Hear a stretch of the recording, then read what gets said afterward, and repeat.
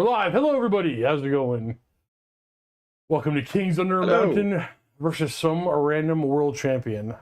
And this is the moment when I realized that I may have made a misleading thumbnail. Val is not going to be in this video. It's just Richie and myself. We're going to talk. Yeah, but we are planning. We're planning to crush him, though. Yes. So, just a little heads up, everybody. So, on this Thursday's stream. So, what's the date for that? Actually, I'm going to pull it up so I can give you. So, this Thursday, the 17th at 5:30 Eastern Time, Val from Squared Base will be on the Mountain Miniatures channel at the live stream to do a battle report with his, and I love to say it, his world champion. Yes, that's a kick-ass vampire counts list. So Richie, you're gonna guide me and make a sweet dwarf list to take him down. Yeah, well, as soon as you said you wanted to play dwarves, obviously we're going to make you a list that's absolutely going to crush Val.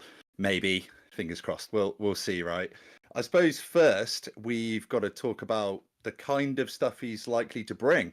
So he's running vampire counts at the moment, and that's what he won with, and that's what he's really good with. So what do we expect to see with that? We expect to see lots of magic. We expect to see a couple of screams, maybe a lot of screams, maybe just a couple, but there is going to be a lot of magic, a lot of leadership debuffs, and also those, the wailing dirge. I hate it so much. Okay, so a little bit of ground rules for everybody watching. So, if you know what's in Val's list, please don't say so in chat. I'm not here. I haven't looked at his list. I have an idea what's in his list, but we're not here to tailor specifically against Val's list. We are here to make a good competitive dwarf list to fight everybody. So, you know, Val can get even more practice. Oh, you know what? Are we? Sorry, I just had my computer all legit for a second, but I think we're back. Okay. Sorry, what was I saying? Yeah, so we're not here to make a counter to Val's particular list, but we are here to build a good, strong dwarf list. That being said, I think you already nailed it all, Richie. When you're going to an event that I think you might have a little bit, slightly more experience than me, maybe, you're going to see vampire counts. Yeah. Yeah, just a little bit. They were, especially near the beginning of the edition, one of the boogeymen armies. They're still very, very strong, but now at least there's a few different builds that people like to run. So at the beginning of the edition, when screams first come out, they were a real problem. And if anyone hasn't encountered screams, I can imagine a lot of people have by now. But basically, you have to roll a leadership dice at -2 or -4 or even -6 to your leadership. And then on those 2 dice, anything above your leadership is just straight wounds. So you can one-bang dragons. You can absolutely annihilate units. So it's a really depressing rule because you kill yourself, which is probably the worst part about it. I can imagine if the opponent rolled the dice, it wouldn't feel as bad. But unfortunately, you're killing yourself. So that was a big issue, but people kind of started to build ways around it, like getting higher leaderships into the army. Veteran is also a really good rule to try and stop those wailing dirges, which is something that we will talk about in a little bit when we start the list. For anyone that says, oh, well, he's seen Val's list, I actually purposefully haven't looked at Val's list, so I don't know what he's playing. So this is going to be us both in the dark, just trying to make a list that's going to beat a generic vampire army. So, a little bit more preamble for everybody, because it's important to know. The goal here is to make a list, an all-comers dwarf list, and then we'll talk afterwards about what my best practices are going to be with the items or units or maneuvers I'm going to do when I end up facing against vampire counts. That being said, this is Kings Under the Mountain, basically episode 3, and I've already learned that Richie and I will probably go off the rails and talk about everything else but our dwarf list today. It's going to happen, it is what it is, and next week we'll be on the Dawi After Dark channel at the same time, 10 a.m. Eastern Time.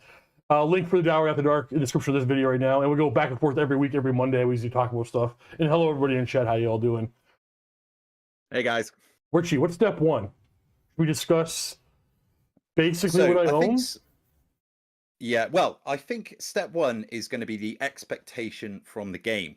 Do you want to crush him? Do you want to kind of almost try and force him to a draw, or do you just want to not lose too badly? Where are the expectations that you have for this game? Okay, so first of all, spoons. Now listen here, old man. I thought I talked to you last time about interrupting my work day. Thank you, brother. Welcome back to the stream. Get back to work, but you can pay attention. Thank you for the super chat, dude. So, I have been what you would call a professional wargamer for more than a decade now.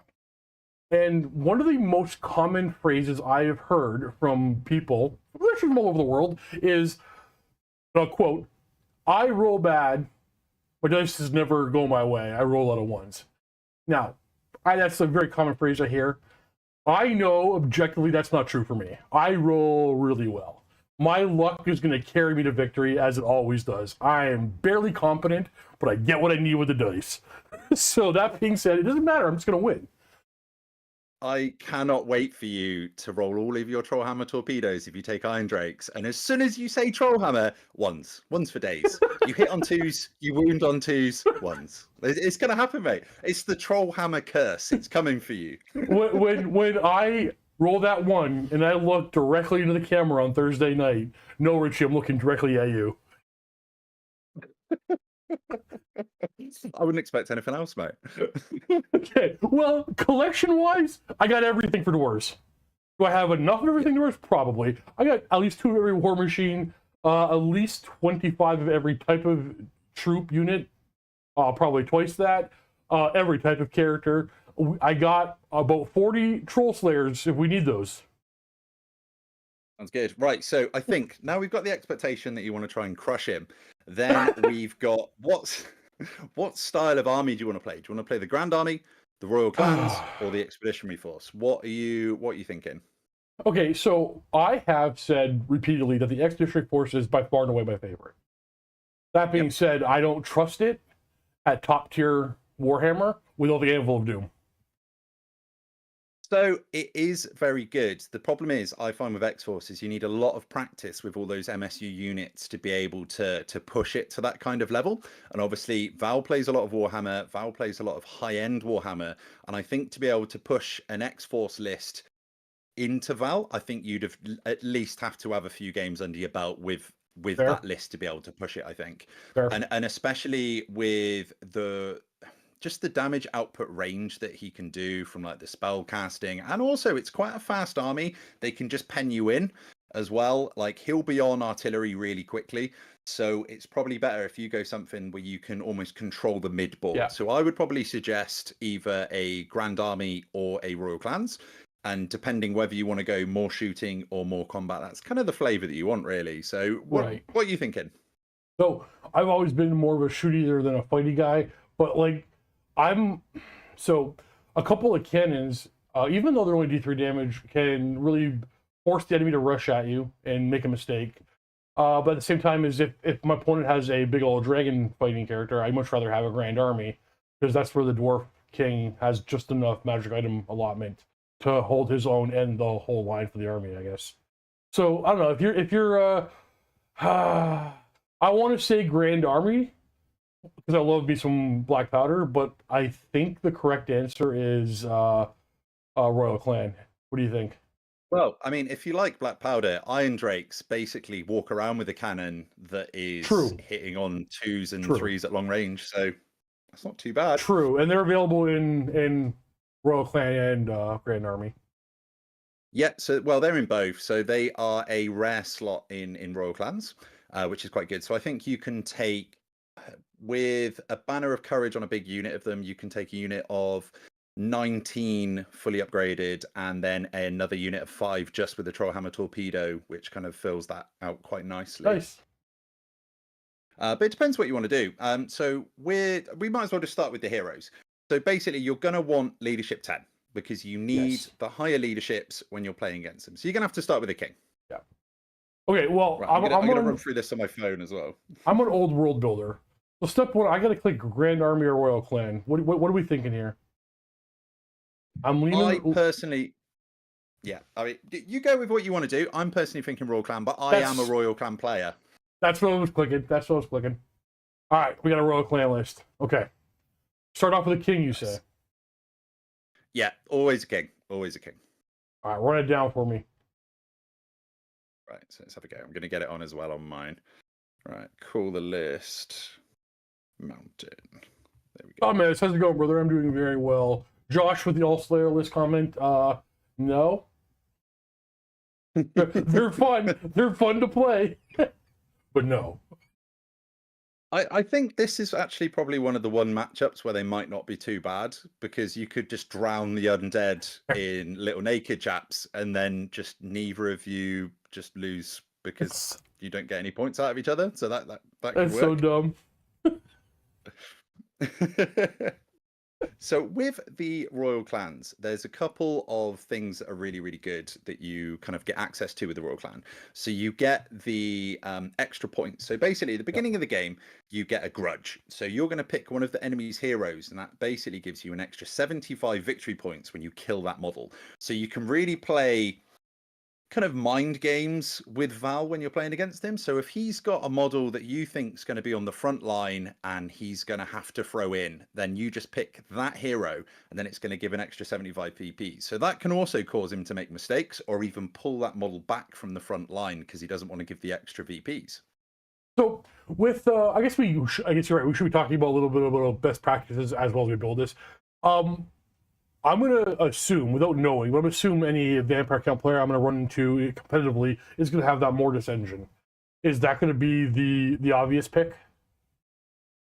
Yeah, so he's always going to have a Mortis engine. I can imagine he's probably going to have 2 Banshees as well. I can imagine there's going to be a White Lord BSB, either mounted or on foot. I can imagine he's going to have a big unit of Graveguard.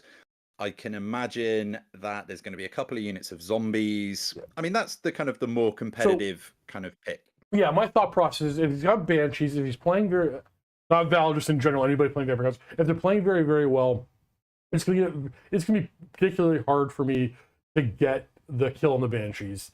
He might be alive the entire game. If he's got a White King on BSB in his graveyard, the unit that I have that's going to kill that guy, he's going to do everything he can to avoid fighting that unit. I think the only thing I can throw pressure on at all times would be a large target without lookout, sir. Yeah. But I mean, what you could do is the Banshees are really susceptible to the anvil shooting. So obviously with the 27-inch range, it's magical shooting, so you can pop the Banshees. So if he does make a mistake and ends up being too close to the anvil, then you can pop them. I mean, what you could do as well is you could take a fireball thing, because the fireball things are really, really good into the Banshees. Whoa. Sorry. We got to correct you here. On this channel, we call him Beardy Harry. Carry on. Right, so you could take Beardy Harry. Or what you could potentially do is this king that you're having as your general. If there isn't going to be a large target that you're going to be playing against, you could give the king the gun, so you don't have to double up on taking a thing. Because if you don't think you're going to need the king to do a load of heavy lifting in combat, so if he's not going to be playing against the dragon or anything like that, then potentially trimming down those points and putting the gun on him could be quite a good option as well. For sure. But this is the question, statement, everybody watching. In an all-comers type list, don't I not want that king in the list before the Thane? Like, do me wrong, the Fireball Thane, Beardy Harry is a very powerful piece, but it's that king who does the big heavy work with psychological work, combat, everything. Like he's the cornerstone of the army, as far as I can tell. Yeah, no, he is definitely. And then if you put that with the anvil for the reroll and +1 saves, obviously he doesn't get the +1 because of the rune of Gromril, but he does get the rerolls. And then you put the rune of Grungni in there with him as well on the BSB. Suddenly he is 2-up save, rerolling with a 5-up ward is just absolutely insane. And then with the rune of smiting, because royal clans get the extra 25 points, and 25 extra point allotment for the runes really goes a long way actually. So you can go from just having, so before, when the Arcane Journal come out, I was obviously running dwarves at lots of events. You could either make a really defensive king or a really attacky king. So what I used to do was I just go full out defense and try and just tank challenges and stuff. But then as soon as the Arcane Journal come out with the royal clans, you can suddenly make a really defensive and really attacky. So you get 4 attacks that are D6 damage each with the rune of smiting. It's just horrendous. Yeah, let's build them because, well, I mean, I have historically always been a very defensive player. I want to make my guys not die, especially my characters. In this edition, in the old world, I think offense outweighs defense most of the time. I really wish the best weapon in the game wasn't the ogre blade, but what are you gonna do? I don't know. I think the Rune of Smiting is potentially better than the Ogre Blade, though. I think. Sure, okay, but it's one army. The Rune of Smiting, 75 points, d6 damage. It's on a great weapon. It's going to get work done. Absolutely. Yeah, Right, I think you also really want to put him on shield bearers as well, just for the 100%. ablative extra 3 wounds. Yep. It's amazing. So what else we put on this guy? So we get the Rune of Smiting. So you're going to go Master Rune of Gromril for the Yep. 2-up save rerolling ones. Makes sense. An interesting one as well is a lot of people used to think that because it has the rule Gromril, because it's magical, it loses the reroll, but it doesn't. That's only weapons that rule evolves to. So it keeps the reroll ones, which is really nice. Interesting. Fair point. I never thought of that. Yeah, it's only the weapons that lose the Gromril rule when they get a rune on them, so which is quite interesting. And then after that, it really depends what you want to do. So I like the Rune of Preservation because it's going to stop killing blow. It's 100%. Yeah, and that's really good. So what I like to put on him after that, because you've still got 5 points available, is I normally like to put the Rune of Furnace to stop any flaming damage. But you don't really have to worry about that too much going into vampires. So I probably would leave that 5 points to go somewhere else. So you're looking at 145 points for that build of that king. Okay, well, the next part of the king build is obviously a separate model, but still for him, it's the BSB, right? We got to give him his ward save. So it really depends what you want to do. So in Royal Clans, you can take a Runesmith as a BSB. And what that does is it lets you combine the two, so you don't have to fork out on a Thane, and you can also get the Runes of Spellbreaking on there to be able to stop any incoming spells and stuff. This is something that I quite like to do in my lists, just because it condenses the points down. You don't have to take a Thane and a Runesmith. So you do lose the extra wounds from taking a BSB on shield bearers, though. That's the only downside. Yeah, is that the toughness 5? Yeah, for sure. Runesmith, you get the extra MR, which is going to be, again, we're not talking about tailoring against one particular army, but the MR is going to help out against the vampire counts. They're not like making you -4, 6, or whatever leadership. A little bit of help there. I think, yeah, exactly. I think you're always going to have a Runesmith. You're always going to have as many runes of Spellbreaking as possible, whether that be 3 on the Runesmith or 3 on the Runesmith, 1 on the Anvil of Doom, or potentially 2 on the Runesmith and 1 on the Anvil. I would always suggest 3. Like, never leave home without 3, right? What about after the Master Rune of Grungy on the banner? Do you want to put anything else on the BSB, or do you want to keep them cheap here? Or cheaper? So I would definitely go for Courage. Oh, just the fear one? Yeah. I understand. Why don't you explain for the audience?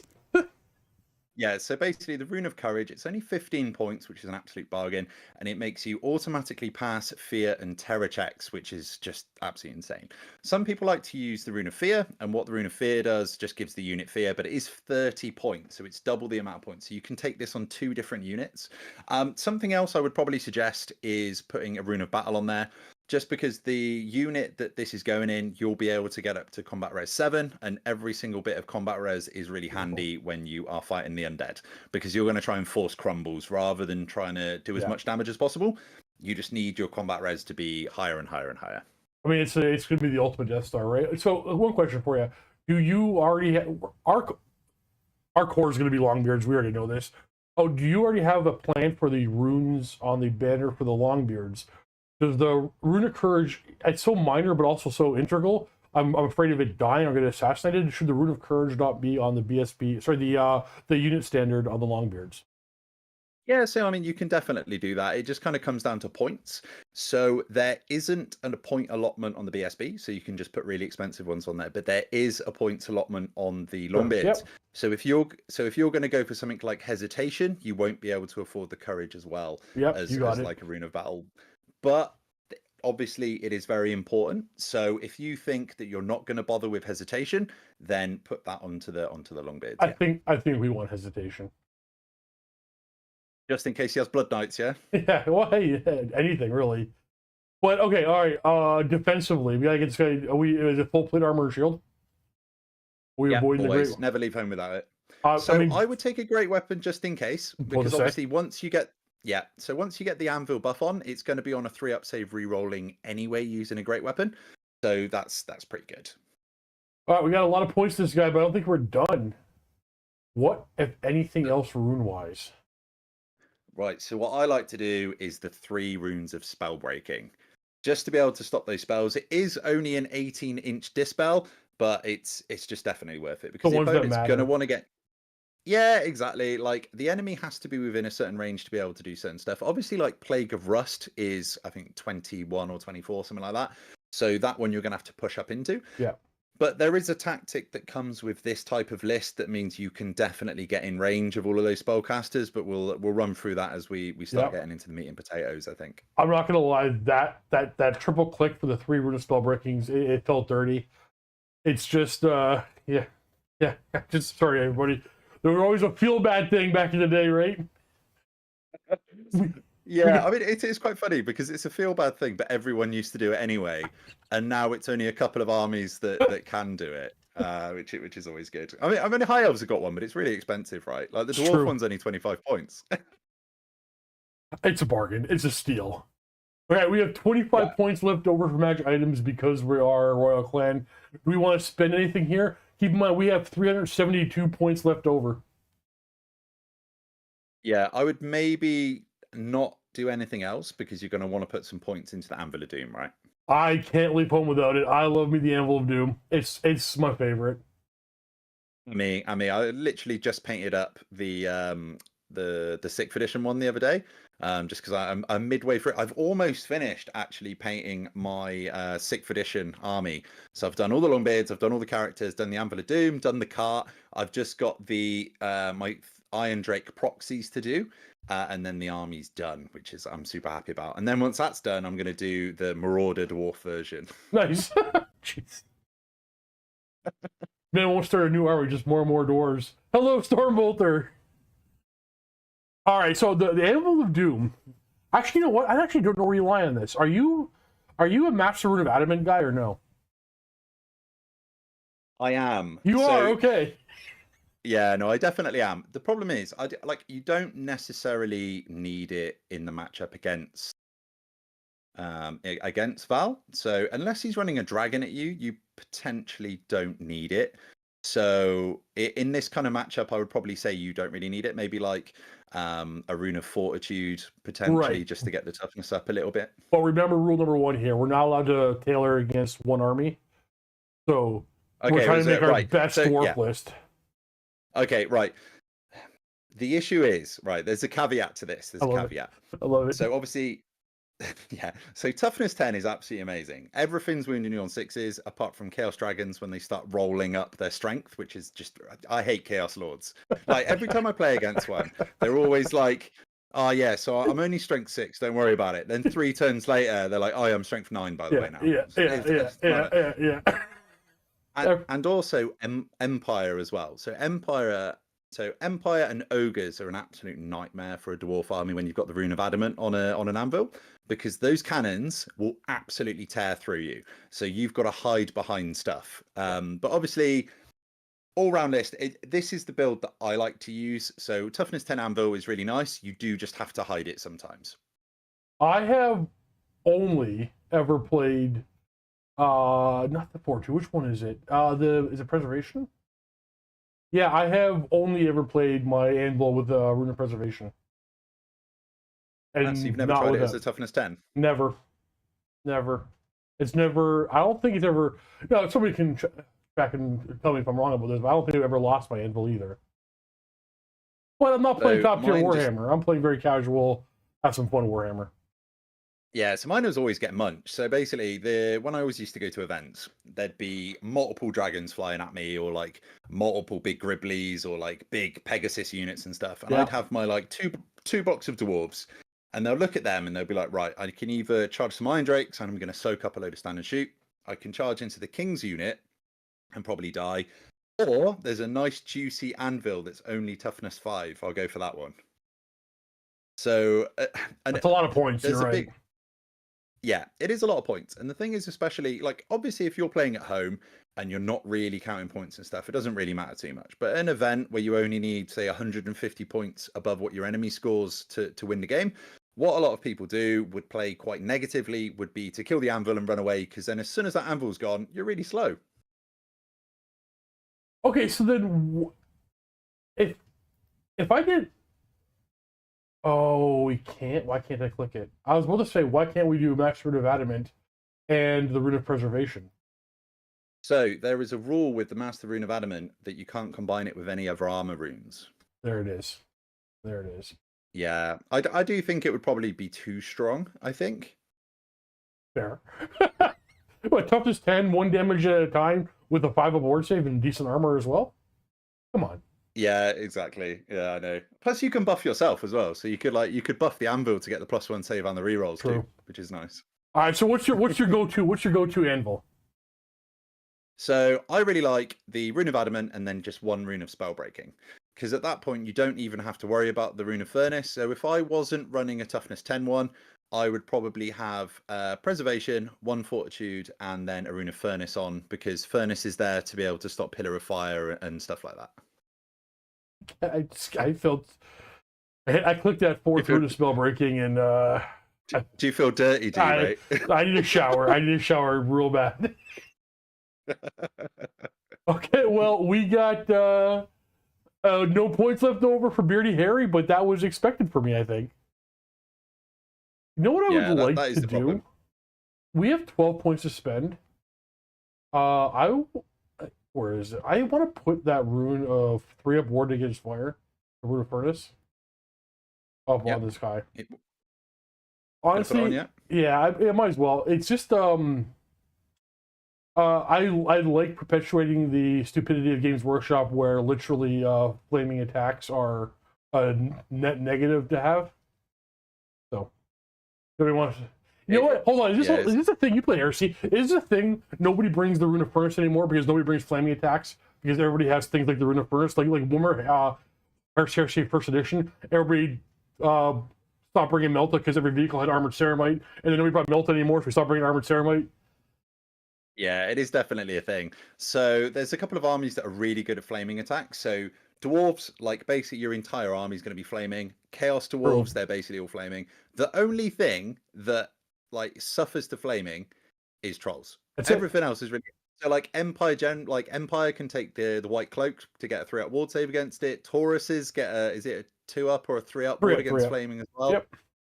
It's just a nightmare, right? And then you can give all of the dwarf heroes a 3-up ward against it. It's hilarious. So you will find in a mirror match between dwarves and dwarves, it's the one that doesn't have the Rune of Furnace that will lose, because you'll be able to sneak the wounds through. Fair point. It's there then. It's trolls and poor Sylvan things. All right, let's move on to our core. I'm clicking it now. I know it's Longbeards. So you have to ask yourself a question. Are you going to go for a Death Star build, or are you going to go for multiple units? I think this is Death Star with doors, in my opinion, but you're the expert. Yeah, so I go Death Star now. Like I did play with multiple units. The way that you would play with multiple units is you'd have them right next to each other. The heroes would be on the corners, and then wherever the bigger threats go in, the heroes would pop in between the units. So say if there was a big unit that was going to hit the left-hand unit, you would pop the heroes into there, and then that would be the one that takes the charge, and then the other one would flank in. The problem is other armies have evolved. People have worked out how to use their armies a lot better, and then I'm feeling personally like you either have to go Death Star or completely MSU to try and stop points coming at you for sure. I just I agree completely. I just feel far more confident in Death Star with doors with those tiny 3-inch legs. The MSU, I mean, a very fast opponent's he's gonna outplay me. Yeah, the other thing as well is Death Star with all of your buffs on it as well. So if you get all of the Anvil buffs on, then it's going into one place. So you get all of those buffs off. I'm going to apologize to everybody watching the battle report on Thursday night, because it's going to be one of those things we have to do a warning at the beginning of the video. This video is going to be over, like, time-wise, really short video, but we do give you, like, no action. It's all no dice rolling, or we end up grinding with our Death Stars right away, and it's the longest video ever. We're rolling dice forever. And there will be no in between. I don't think it will. If you can get him into combat, I think that'll be quite quick. There is some interesting plays with the Death Stars though, where you're going to put the king. Are you going to put your king in the middle of the unit? Are you going to go onto the flank? Also, if you do run at him in marching column to be able to get close to him and then pop the anvil to move again, where are you going to put the runesmith? Have you thought about any of this, or what's your kind of? I see. I wanted to go off in a different direction when you said that, but where I put those characters is going to be pretty much the way my opponent deploys and where his models are. Because I don't want, like, it is a very fast unit. Like, there's a very fast unit of knights on my one flank that I know I'm not going to be able to deploy. My characters are going on the table before they deploy. I don't want them. I don't want them caught out in a way where they can't make way. So I want them stuck fighting one exact stuff like that. So that it's kind of like it's hard to plan for, but it's kind of like during deployment you gotta kind of work it out. The one thing that I am nervous about is, and I find that this isn't discussed much, or maybe I'm just missing the discussions. But you're already talking about going into a marching column, running up the field, cart, move fast, and then move again. I'm just terrified that my opponent has something like 2 gyrocopters who then fly next to my unit and have turned them off, and they cannot do nothing. They can't charge. They just sit there and stand there. This is why you have to do obviously a little bit of pre-planning with stuff like this. So you need to go through. Obviously, this is a really boring part of Warhammer, right? Where you go, right, how far does this move? And then obviously mark everywhere they can go to. And there's also, you don't have to just run at them turn one. So I was speaking to somebody on Discord yesterday about it's like I'm losing because I'm yeeting forward and just these dragons are flying either side of me, and I'm like, why are you running towards a really fast mobile army? Just sit back, maybe use your movement to do a full reform, because you've got the cart by you, so you can reform 8 inches out either side, so you could suddenly just expand by absolutely loads. Like I'm not sure how many models exactly you could put on, but you can literally just expand as part of a reform, and then you could do that again with the anvil. So if you know that he's coming towards you and you want more attacks, you can then expand. Or if you want to limit the frontage, so if he's got like more than 2 monsters coming in you, or more than 2 big units with multiple attacks, you could go smaller to try and limit those attacks down. So there's a lot that you can do. You don't just have to run forward, but it's nice there to have a bit of the utility to be able to do that, though, right? Yeah, so to explain for everybody, so after I finish moving my unit, I gotta measure all his flyers or anything, any of his units, even fast moving skirmishers, anything that can stand beside the dwarf unit. So basically, I think it's when you don't play a lot, you think drill is really powerful. Then people start countering it by just standing beside your unit on both sides, because if you can't reform into not marching column, you can't charge. It's just every time I've done it to somebody and they I hadn't considered that, it's such a bummer. Like it's like you think you're going real fast up the field, next turn I'm going to charge. It's like, oh, I literally have to just stand here or walk forward. To mark this out. Yeah, you need to mark it out, and it's also really important when you're playing against undead, because they got reserve move as well, so you can get reserve moved. So you need to pre-plan all of this and just make sure that they can't do it. There's another interesting way that you can stop this from happening, is you throw the cart up the side of it, because the cart's got a 6-inch move which it buffs itself, so suddenly it goes up to a 7-inch move, and then it can march, so it can go 14, which obviously you can kind of match that. So if you stay with just outside of like an inch to make sure you can always charge out of that, you could run the cart up next to it, so suddenly you've got the space there, and like the enemy can't do anything about it basically. You risk your cart, but it's probably a fair trade. Yeah, I mean, it's only 65 points, so even if you lose that, it's not going to make you lose the game. I'm very confident we are going with Longbeards for core. I just want to ask you, actually, I've had some success, and again, only a few games, with using the King BSB Death Star in a big unit of Thunderers. Yes, I love the Thunder Star. Oh, okay, I love the Thunder Star. So you want to get Burlock in there as well, get a Sapper in there, and get all of the rerolls with and upgraded to have the Expeditionary Marksman. So suddenly you're moving around, shooting. Yeah, it's great. I really love that unit. It's really fun. Same. All right, how many Longbeards we put in this squad? I reckon either 29 or 30. Damn, I have 24. You do. Nah, if you're doing a star, you do a star, right? Let's start off with 30. Well, we No, know. because if you think about it, what's undead gonna do? They're gonna grind you down. They're gonna use screams. So they're gonna start doing like all of the chip damage. So it's all chip damage, chip damage, chip damage, and you want to have enough models left in there by the end to be able to push through. Fair. Full command, shield and drill. These things are auto clicks for me. Yes, everything. Are we buying great weapons? Yes. Okay. Yes. We're buying great weapons. Yes. So I actually stopped using great weapons for a little bit, and I played a scrim against Team USA. So I played against Phil Carl, and he's running the Tomb King's quadruple monster. So you know, the double dragon, double necrosphinx.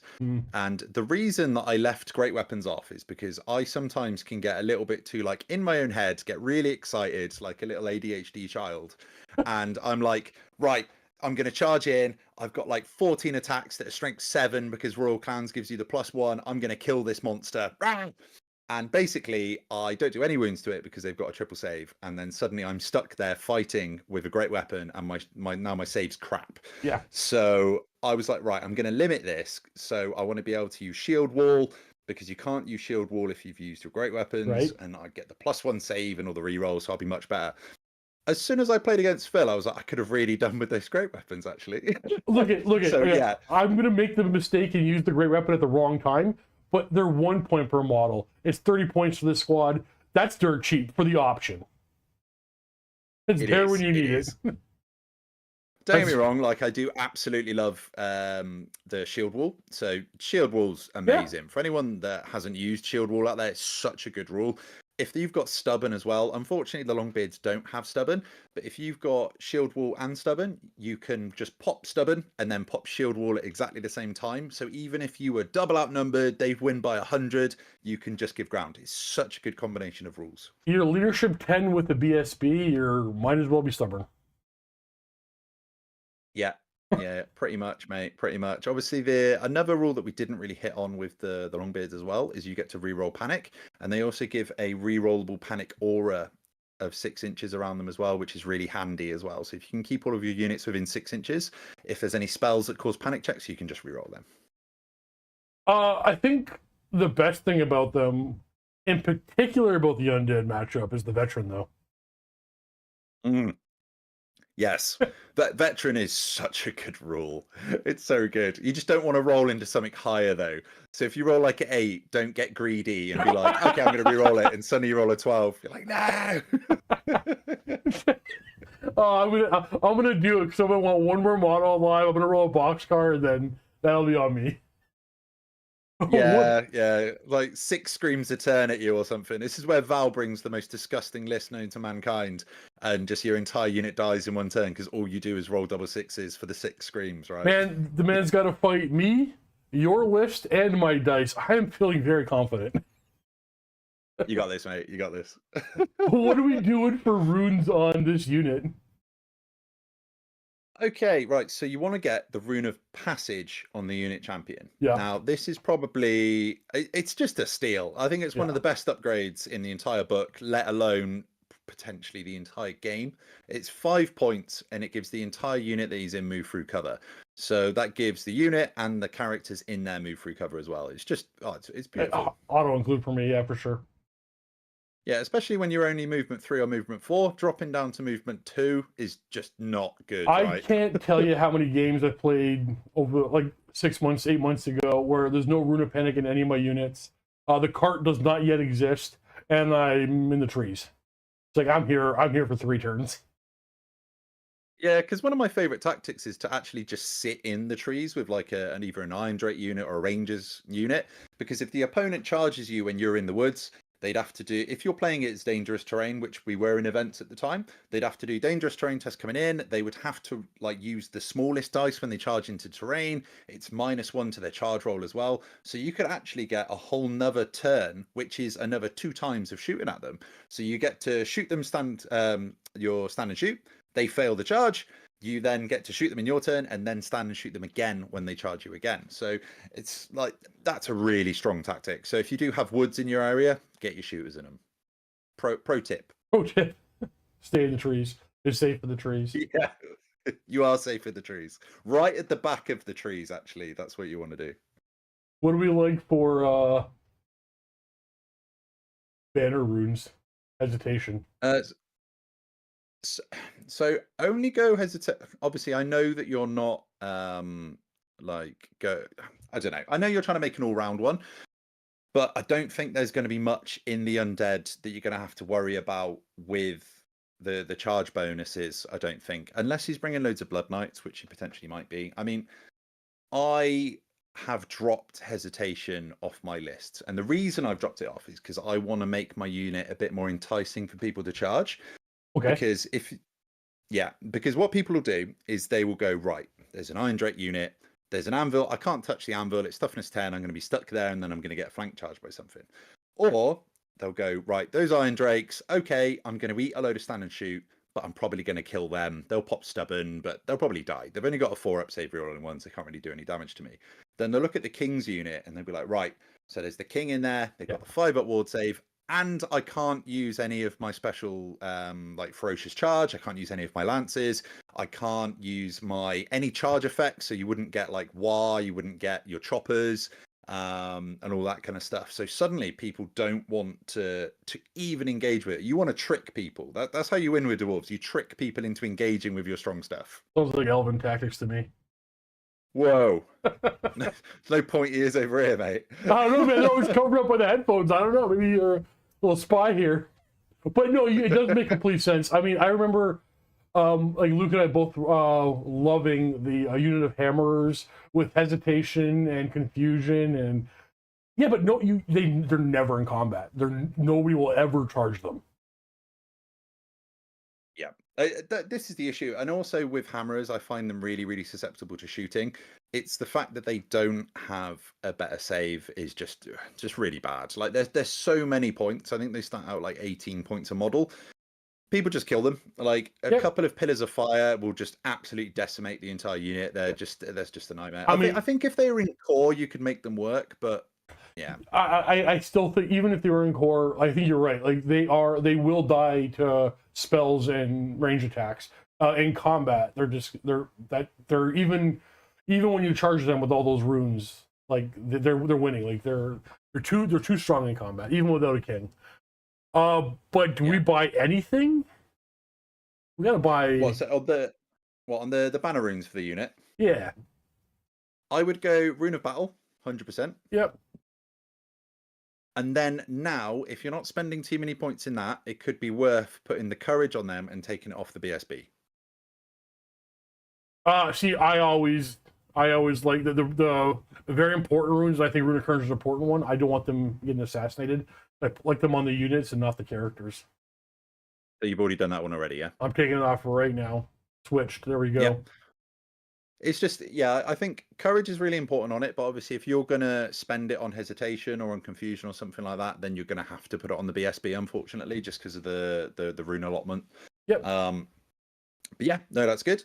So that unit is good to go. That unit is going to be combat res 7 at max. So if he does have a vampire on dragon, I can't imagine he will, but if he does, charges into you, you're going to offer out a challenge with the unit champion. He can't win that combat. Doesn't matter how many wounds he does to you. You win. You double that number. You chase over him. Done. That's an interesting thing. So against every other dragon in the game, I issue with the champion. I agree with that completely. But it's an undead dragon with what's it called? Indomitable 2. I don't think we challenge with the champion. I think we challenge with the king. Yes, so I always give the advice to challenge with the champion. I always challenge with the king, just in case I could roll 4 6s. Well, just the unit champion, you're going to win by 1. He's going to back up 2, take no damage, and you're in the same spot. And you've lost your champion. Whereas the king, he could kill him. He could kill the dragon and win the game. Now, you could lose your king and lose the game. I like to gamble. Yeah, no, I always gamble. I think against Tomb King ones and the vampire ones, you can definitely kind of bank on your king definitely killing that over 2 or 3 turns. If you spike well, you could do it in 1, but you're definitely going to kill it over 2 or 3, 100%. Let's have 2 seconds to talk to Games Workshop for a second. Look, guys, you can't have unbreakable, free regens, and All these kind of special rules and Indomitable, it's kind of dumb. Take away Indomitable, please. Anyways, carry on. What about re-rolling wounds like on the Tomb Kings one? So I wound you on 6s reroll. So, for me, it doesn't bother me. It's powerful. It is incredibly powerful. It doesn't bother me as much as the Indomitable. For the most part, if I'm throwing fireballs or bow fire at a dragon, I'm hoping for shaving off a wound or two because I have nothing else to target. Rerolling that 6, I don't care. Anything that I'm going to reliably wound the dragon with is going to wound him on a 4 or 3. So yeah, it hurts, but it's not that bad. I just roll well. Yeah, exactly. I mean, what can you do against such wanton hate of rolling 6s, right? It's honestly, it's the Indomitable, and don't get me wrong, I'm just making jokes here, but I personally had more trouble with the Indomitable 2 than the Armor of Ages on a Tomb King Dragon. That's entirely fair, mate. That's entirely fair. Right, so is that the Longbeards done then? They're done. That's 513 points a core. Perfect. How many points have we got left? We got 509, and we have effectively 2 units on the table. Sounds good. So you need 3 units. So have you got the cart? No cart. Let's add a cart. It's a dwarf cart. It's there. Dwarf cart special, 65 points. Quick and easy. Get drunk, move faster. Oh yeah, that's how we roll every Saturday night. Speeding around, love it. I think I know where we're going, but correct me if I'm wrong. Are we dropping in the rare for the totally balanced and completely fair Iron Drakes? Yeah, I mean they are totally balanced and totally fair. So there's a couple of different schools of thinking. So you could either go Iron Drakes or you could go a massive unit of Rangers. One of them is the correct answer. It's Iron Drakes. No, I know a couple of people really like the Iron Breakers. Sure, I think the Iron Breakers could be really good. It's just a shame that they're in a rare slot. In Royal Clan, so that's the biggest issue for me. When you compare that slot compared to Drake's, it's just a no-brainer, really. I think. Yeah. Let's go outside the box here and not bring any Trollhammer torpedoes. Are you mad? All right, we have 5 Iron Drakes with an Iron Warden and a Trollhammer torpedo. No drilled, no musician, no standard. So, what's your plans with the Iron Drakes? Do you want to capitalize on max Trollhammer torpedoes, or do you want to get max from standing and shooting and potentially getting some combat res and stuff? What are you thinking? So I was thinking, I was let you answer this question, but I was thinking, why not both? I like this. So I reckon a unit of 19 and a unit of 5. I can do that. I have that many. I like it. That's what we want to do. So I reckon. So if you're going for the big unit, you need the Banner of Courage on there, 100%, because you don't want that just running away. He could terror bomb that away. You're not really too bothered if he terror bombs the unit of 5, but the unit of 19, you really need to worry about that. We have 15 points to play with. That's perfect then. What can you do with 15 points? Have you got the Banner of Courage on there? Wait. Do I? No, I have it. I have the Banner of Courage. Yeah. This list is 1985. There you go. So perfect. It feels dirty. We have our minimum of 3 units for Flammable Hero. We have our long range threats with the Iron Drakes, the Anvil of Doom. We have the unkillable Longbeards. Honestly, if you kill the Longbeards and win, great. Like, you deserve the victory. Good for you. The only thing I expect to lose in this game is maybe the Dwarf cart. And my dignity. I mean, definitely the dignity. I can imagine you'll probably lose the unit of 5 Iron Drakes as well. I can imagine they'll probably die. I mean, I'd be quite impressed if the big unit of Drakes die. That'd be. But if he kills the Longbeards, something's gone wrong, right? Right, like it's it. You won the game. Well, Iron Drakes, they do have Rommel armor, and they do have full plate armor. Yeah. Why are they strength 4? I know. It is madness. Although the fact they don't have Gromwell weapons is slightly annoying. So they can't hold their own too much if they do get ground down. They do survive quite well, but they used to be weapon skill 5 as well. In 8th edition. I couldn't even remember that. 8th edition, I'm pretty sure weapon skill 5. Madness. Madness. They've stolen it from us. Stolen it. Okay, well, we got a list. I think a lot of us expected the list to go this way, or honestly, that's exactly what I thought we were building.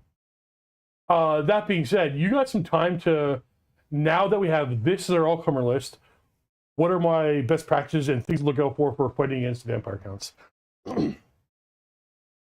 So for the vampire counts, they are gonna try and terror bomb you, which you've definitely tried to stop. Yep. They're gonna try and drop the vortexes down to lower leadership down. So suddenly you're gonna be at leadership 8 because your king is leadership 10. They're gonna drop you down by 2, and then stuff's gonna scream at you for an additional -2. So really, you've just got to roll badly to roll well, and I think you'll be okay. There's could be potentially an issue of blood knights. If he's running a lot of blood knights, they're definitely going to be an issue. But you can use the Iron Drakes to deal with those. You set up some really nice stands and shoots. I mean, you might have to be really dirty and go in an 18 long line with the Iron Drakes. If you want to be really dirty, right? If you don't want that to look too bad, just put them on a hill so that then people online don't shout at you. There you go. I'll do it. I'll do it if I have to. Oh, I like the having to carry around stuff that makes them strong. Yes, yes, they do. Right? That's how dwarves work. It's like you look at them and you're like, okay, these are okay, and then it's everything you take. You're like, oh, they could beat a dragon now. Nice. Yeah, I like this. Oh, actually, their attacks are all flaming, right? Everything so from your entire arm. Everything in your army, apart from the car and the anvil, now has flaming attacks. Yeah, you're right, because the roots. Yeah, you're right. Okay, all right. Whatever, I like it. Which is quite. I mean, so if there's war beasts, you cause fear to them now. Yeah, and swarms, technically. Not really, but technically. You have to do the test, but they don't cost. So thank you. I think next week we'll play this list again against Luca and the trolls, just for good measure. Do you want to give him a really bad day? Do you? What spells am I looking to crack the runes of spell breaking on? What am I rolling on, and what am I automatically just cracking the rune of spell breaking from vampire counts, because that's what we're going to be playing against. So it really depends. So if he's running loads of screams, you're going to want to try and stop stuff that is like minusing your leadership too much. But if he's got multiples of those spells, you're just gonna have to let him do them. It's fine. Like hopefully he isn't going to bring loads of screams. So I think there's going to be spells like Plague of Rust. You're going to want to stop Plague of Rust because then suddenly all of his attacks are going to be AP2 or AP3. So that's definitely one you're going to want to get rid of.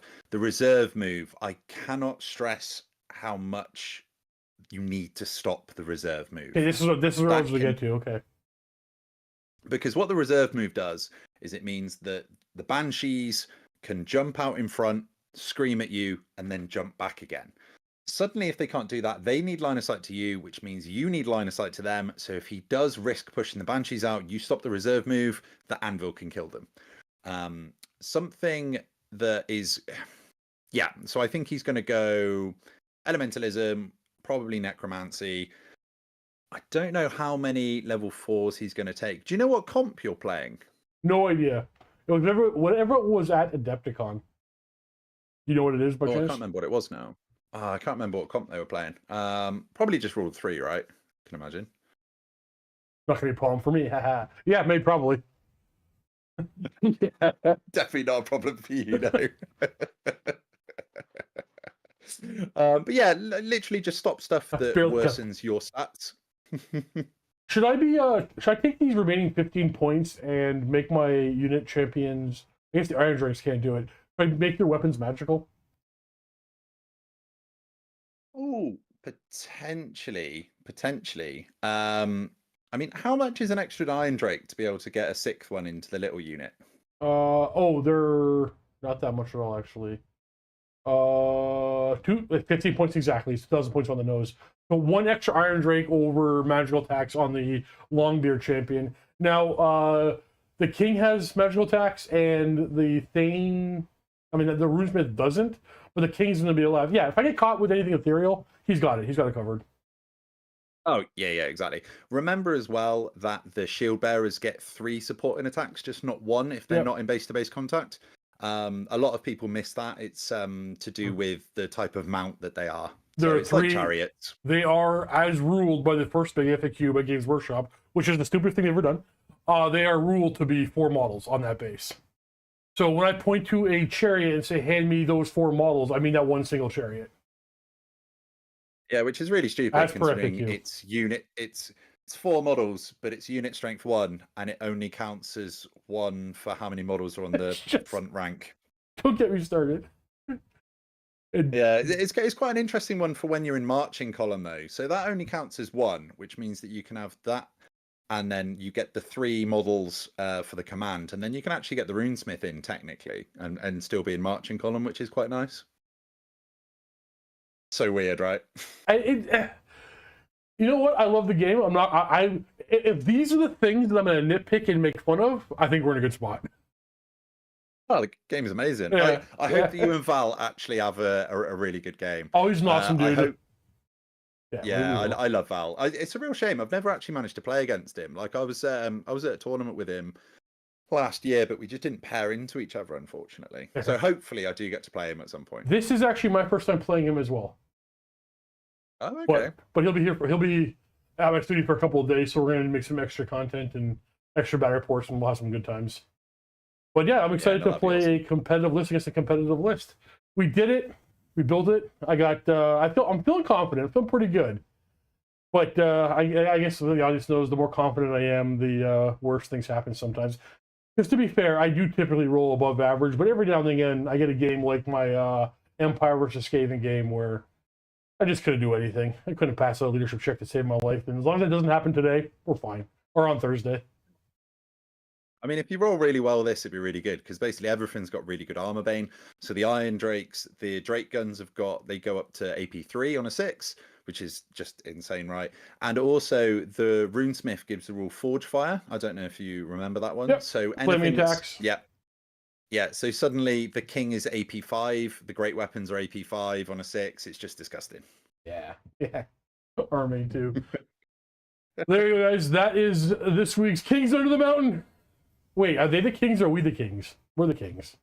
Probably them, I can imagine. I don't know. We'll be back next week on Dawi After Dark. Link in the description right now in this video. You can watch that video. That channel next week. Yeah, all these things. Richie, you want to show anything out? Just come and watch us next week on Dawi After Dark. It's going to be exactly the same time, but over on my literal channel. So if you want to come watch us, just chat crap again, pop on over and we'll see you there. Remember to like, comment, subscribe, not even on this channel, all of your favorite old world channels. And even in this video, comment below your favorite old world channels. Let's spread the love. Let's get all these old world channels growing up. This game is amazing. Let's keep doing this stuff. See you all in the next one. Happy working. See you later, everyone. Goodbye.